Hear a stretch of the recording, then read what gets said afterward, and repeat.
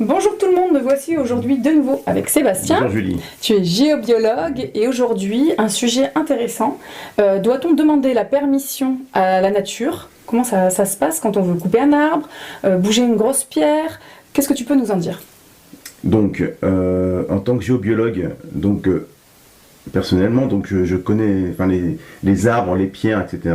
Tout ce qui est lié à la nature, sont gérés par des gardiens des lieux. Donc, gardien d'un arbre, un gardien d'un rocher, gardien d'une cheminée cosmotellurique, le rond vert qu'on voit dans la pelouse. Tout est gardé en fait.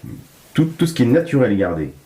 Après, dans la maison, il y a des gardiens. C'est pas naturel, une maison, mais avant la maison, il y avait autre chose. Il y avait la nature, d'accord ? Donc, des gardiens dans la maison, même si la maison n'est pas naturelle. En tant que géobiologue, je peux contacter les gardiens. Ou d'autres personnes qui ne sont pas géobiologues, elles peuvent contacter moi aussi les gardiens. moi je l'ai déjà fait avec mes baguettes, j'ai demandé, je les localise physiquement.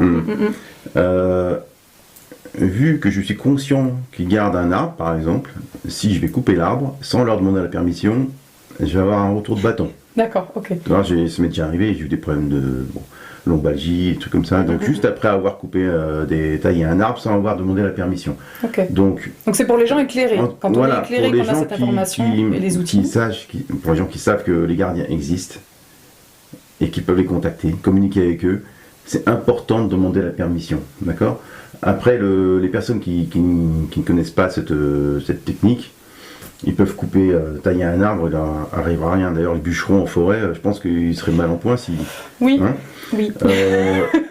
Moi, en fait, personnellement, je contacte le gardien la veille. D'accord, ok. En disant, excuse-moi, je vais tailler l'arbre, je vais tailler quelques branches, j'ai juste de blesser l'arbre, je m'excuse par avance, etc. Tu as des refus des fois parce qu'on demande la permission, on peut très bien avoir un non. Non, ils sont d'accord. D'accord, ok. À partir du moment où on demande, voilà.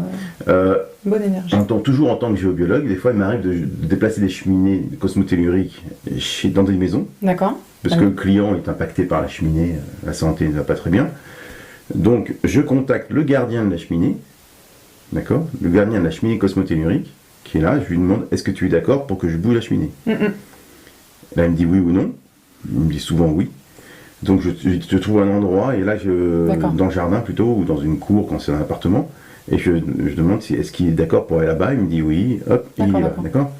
Par contre, je connais des géobiologues qui ne demandent pas la permission, qui bougent la cheminée. D'accord.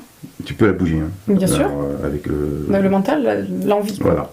Donc tu peux bouger la cheminée, mais, ça m'était arrivé à Paris, ça. Un géobiologue qui était passé, il avait bougé la cheminée. Une semaine après, le client m'appelle moi, il me dit, ouais, il y a un collègue à vous qui a bougé la cheminée, qui a bougé une cheminée, d'accord. Donc je vais dans l'appartement, je regarde, je trouve une cheminée en plein sur le lit. Je dis, écoutez, pour moi la cheminée là. Il dit, non, votre collègue l'a bougée. Pour moi elle est là, donc je vais demander au gardien, de la bouger, et là le gardien ne voulait pas.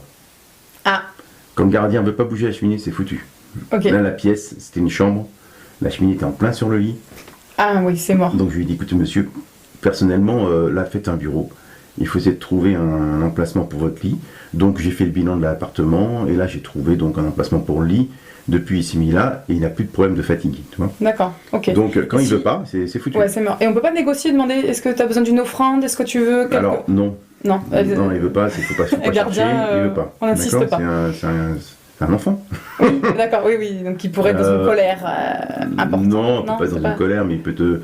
Moi, par exemple, il m'est arrivé d'aller méditer sur des vortex en forêt, sans demander la permission. Je fais souvent des randonnées, tu sais. Oui. Et donc, je me suis posé sur le vortex, et j'ai commencé à méditer. Puis je suis parti du vortex, et il me dit, merde, j'ai oublié de demander la permission.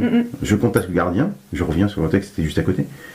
Je contacte le gardien, je lui dis, excuse-moi, j'ai oublié de te demander la permission, est-ce que tu m'autorisais à méditer? Il m'a dit non.